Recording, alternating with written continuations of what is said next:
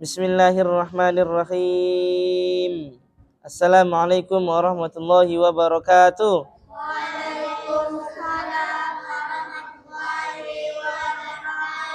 Alhamdulillah.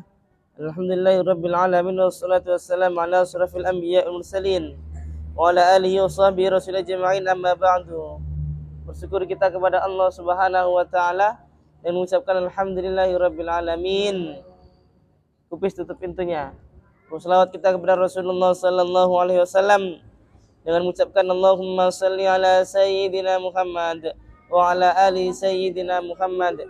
Assalamu alayka ya Rasulullah, assalamu alayka ya Habiballah. Anak Ustadz yang dirahmati Allah Subhanahu wa taala, kembali kita akan melanjutkan pembacaan kitab Wasaya Aba lil Abna atau nasihat orang tua kepada anak-anaknya, ya. Masih kita di ad-darsus salis, yakni pembelajaran yang ke salis 3. Salasa, salis 3.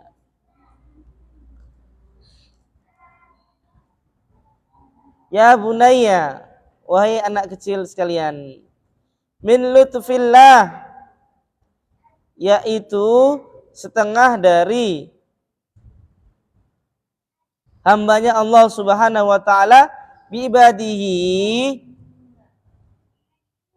yang menjadi beberapa hambanya Allah, irsalur rusuli, yang diberikan beberapa, yang diturunkan beberapa rasul kepada mereka, alaihim, kepada mereka as-salah wassalam, li irsyadil khalqi, karena rasul tersebut akan menunjukkan kepada para makhluk wa hidayatihim, dan memberikan petunjuk kepada mereka ila ma yuslihu sya'nahum, terhadap beberapa barang-barang yang baik atau kelakuan atau perbuatan fi dinihim, di dalam agama makhluk atau agama kita semuanya, wa dunyahum, dan dalam kehidupan dunia ini, yakni kita semua selaku makhluk hidupnya Allah Subhanahu wa taala, ya. Maksudnya adalah beberapa dari kita itu, ya, beberapa dari kita itu diciptakan Allah Subhanahu wa taala itu untuk beribadah kepada Allah Subhanahu wa taala. Ya. Karena tugas kita semuanya, manusia dan jin, adalah untuk beribadah kepada Allah Subhanahu wa taala. Ya. Ya. Manusia dan jin, seluruh makhluk hidup itu ditugaskan oleh Allah Subhanahu wa taala untuk beribadah kepadanya, ya. Maka oleh karena itu diturunkanlah seorang rasul, nabi kepada kita semuanya. Siapa nabi kita? Nabi Muhammad sallallahu alaihi wasallam. Diturunkan Allah ke muka bumi kepada kita semuanya untuk mengajarkan kita bagaimana kita itu bisa mendapatkan petunjuk dalam melaksanakan perbuatan yang baik di dunia ini dan di dalam agama ini, ya.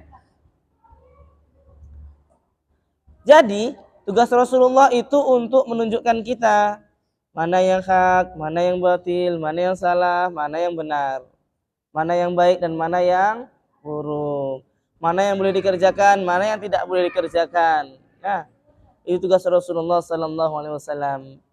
Lantas sekarang Rasulullah sudah tidak bersama dengan kita, maka sekarang jadi tugas kita untuk selalu mengerjakan apa yang telah sudah diajarkan oleh Rasulullah sallallahu alaihi wasallam. Ya, caranya gimana ya? Caranya mengaji. Kalau nggak mengaji bagaimana pula bisa belajar mana yang baik, mana yang buruk? Ya, janganlah orang yang nggak mau ngaji itu. Kasihan mereka.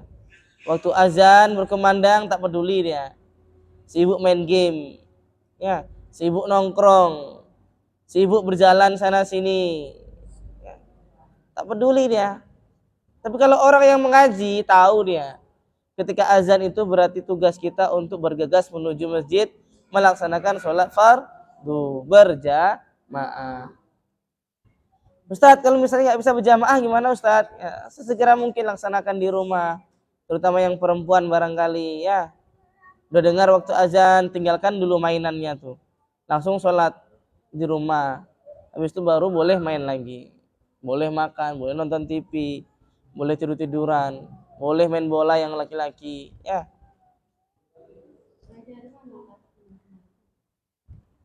Ngerti? Kita lanjutkan. Wa akhirur rusuli huwa sayyiduna Muhammad ibni Abdullah bin Abdul Muttalib. Nah, ini dia. Rasul yang terakhir diutus kepada kita semuanya makhluk hidup adalah Rasulullah sallallahu alaihi wasallam Muhammad ibnu Abdullah, Muhammad putranya Abdullah bin Abdul Muttalib. Ya. Siapa Abdul Muttalib? Abdul Muttalib. Abdul Muthalib, kakeknya.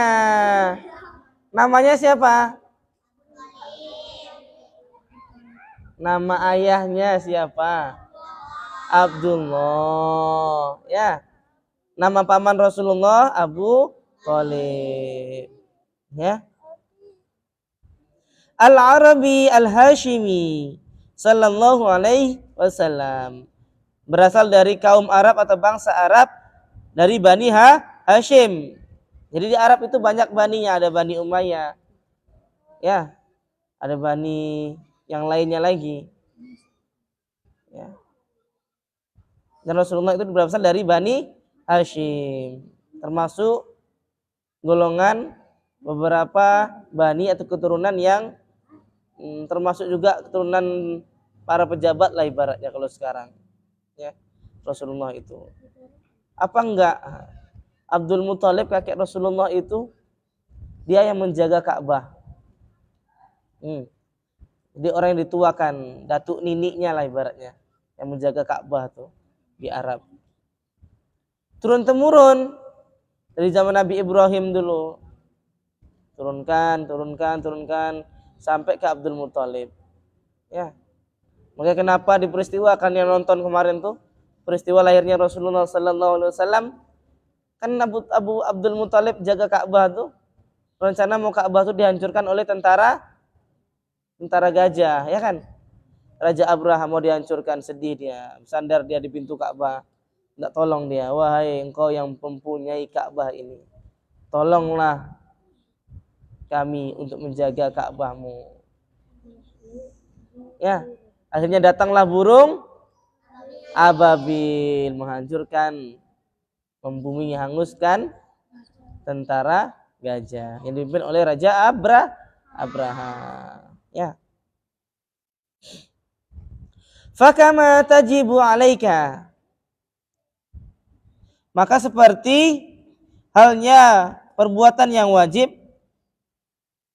yang diwajibkan kepada kalian, ta'atu maulaka, yaitu ketaatan kepada Tuhan kalian alladzi khalaqaka, yang menciptakan kalian. Tajibu alaika ta'atu rasulihil akram, berarti sama dengan kalian harus wajib terhadap ketaatan kepada Rasulullah sallallahu alaihi wasallam yang lebih mulia daripada kalian. Nah, kalau kalian diperintahkan untuk taat kepada Allah, maka juga kalian diperintahkan untuk taat kepada Rasulullah. Ya. Syahadat aja kayak gitu, syahadat. Asyhadu alla ilaha illallah wa asyhadu anna Muhammadar Rasulullah. Mengaku kita bahwa Allah itu adalah Tuhan satu-satunya yang patut disembah. Kita juga mengaku bahwa Rasulullah adalah utusan Allah Subhanahu wa taala. Maka kita harus taat. Atiullaha wa atiur rasul. Taat kepada Allah, taat juga kepada Rasulullah.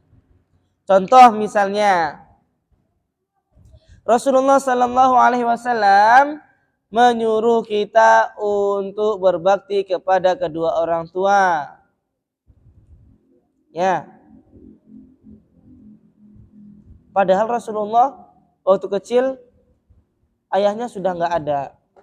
Ya kan? Umur berapa Rasulullah ayahnya meninggal?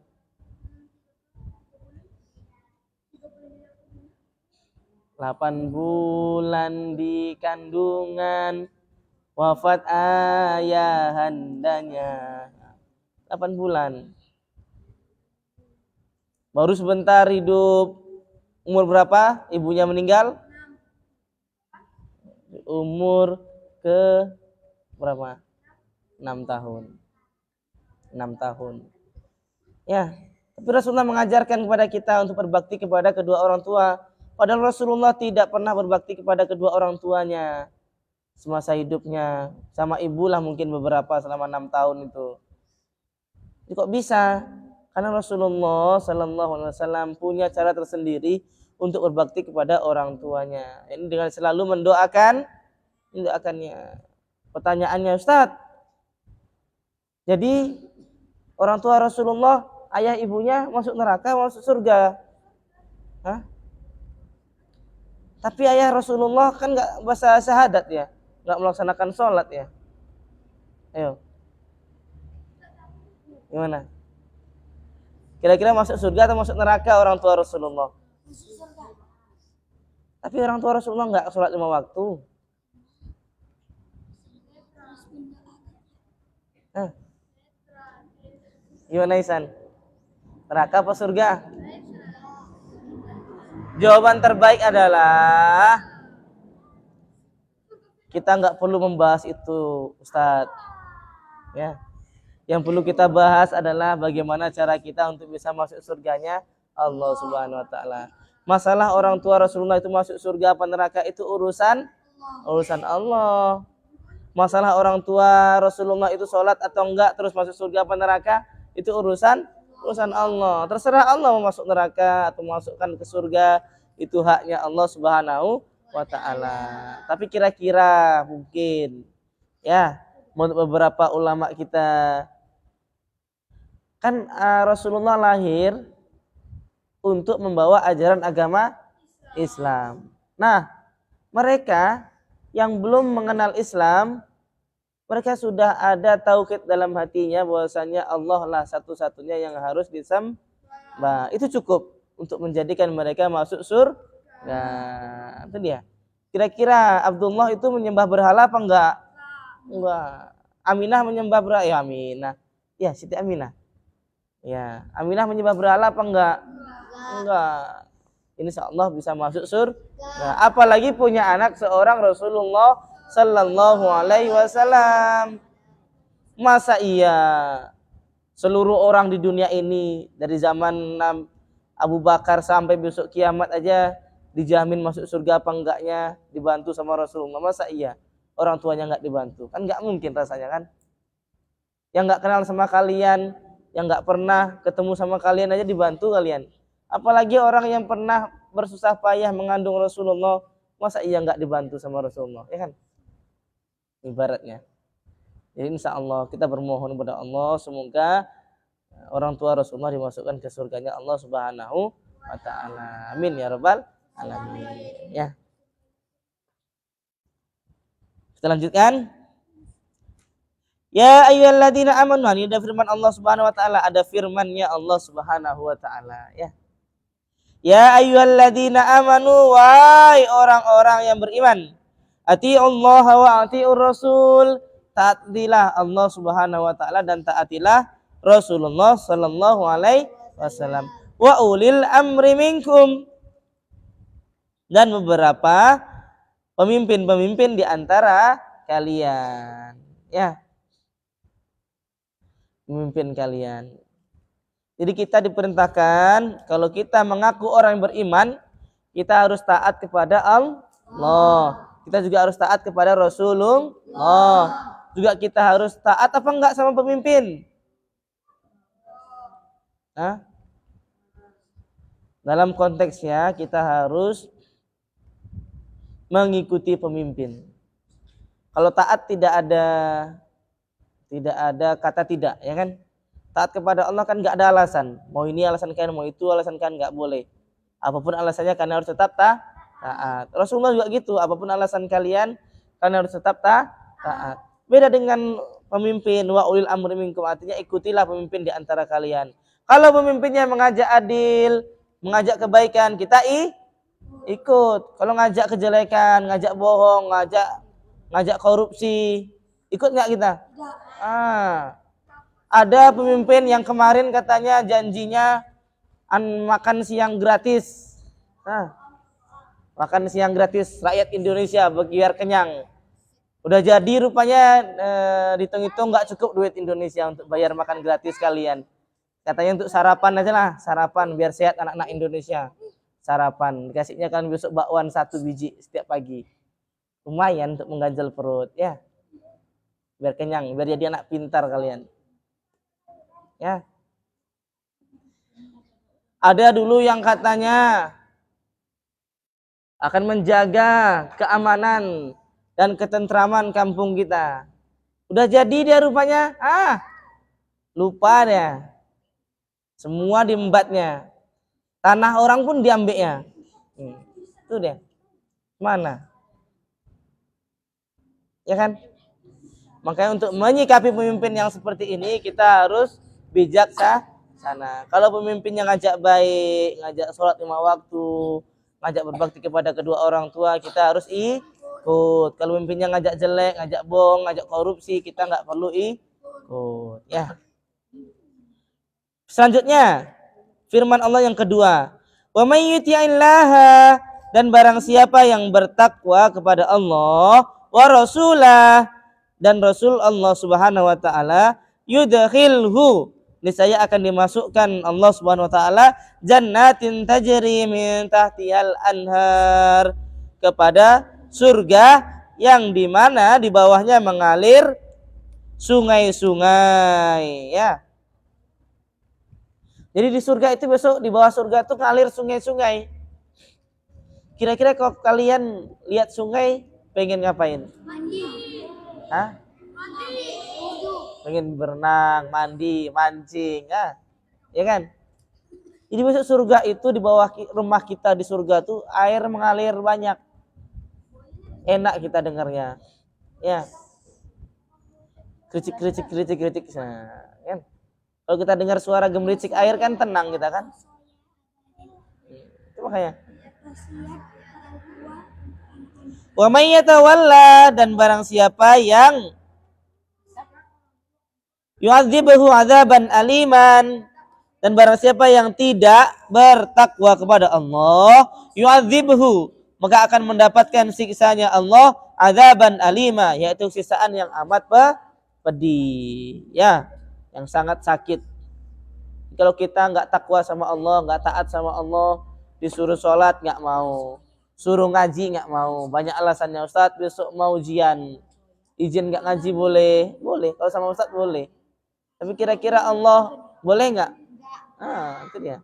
Ustadz lapar belum makan, boleh nggak ngaji nggak? Cabut aja lah, nggak usah lah ngaji, belum makan lagi. Ya. Udah ditunggu tadi, disuruh duduk tunggu ngaji dulu, rupanya cabut ya. Semana tuh. Ya, makanya Ustaz doakan semoga kalian yang ikut ngaji istiqomah mendengarkan, ya, dijadikan Allah Subhanahu wa taala sebagai golongan orang-orang yang taat kepada Allah dan Rasulnya. Amin ya rabbal alamin. Besok masuk surga, di mana surga itu mengalir sungai di bawah-bawahnya, ya. Banyak sungai. Nanti kalian mau main bola kan di surga boleh. Tuh, ya. Boleh mau main bola di surga. Ustadz, malaikat. Mana parel kawan kami dulu yang ngaji di masjid? Kok nggak kelihatan? Kata malaikat, itu sana tuh ada rumah bagus tingkat 5 tuh. Mobilnya banyak, itu rumah parel tuh. Kok bisa malaikat? Rumahku tingkat 1, mobil roda 3 lagi katanya. Honda butut. Iyalah. Waktu orang ngaji kau cabut, kata malaikat. Waktu orang sholat zuhur asar kau tidur di rumah. Mana bisa itulah terima tuh. Tengok Farel tuh rumahnya bagus, mobilnya mewah. Nah, bidadari dan istrinya banyak 10. Nah, itulah dia pandai azan, dia pandai ngaji seni, dia rajin sholat. Nah, itu ganjarannya. Kalau kalian ngaji cuman males-malesan, dapat bidadari dapat, tapi yang gendut nanti. Ya, yang gendut. Naik. Bidadari itu nanti naik Honda kalian kan, patah sok Honda tuh. Dah. Makanya kalau waktu orang mengaji, waktu orang sholat, ya. Syukur-syukur bisa kalian azan. Kalau kalian bisa azan, nanti di surga itu akan dapat bidadari yang paling cantik. Kalau orang yang sering azan. Ya. Dah, kita cukupkan mungkin untuk malam ini sekian. Besok insya Allah kita lanjutkan lagi. Kita tutup dengan hamdalah dan doa kafaratul majlis. Alhamdulillahirabbil alamin. Subhanakallahumma wa bihamdika asyhadu an la ilaha illa anta astaghfiruka wa atubu ilaik. Wassalamualaikum warahmatullahi wabarakatuh.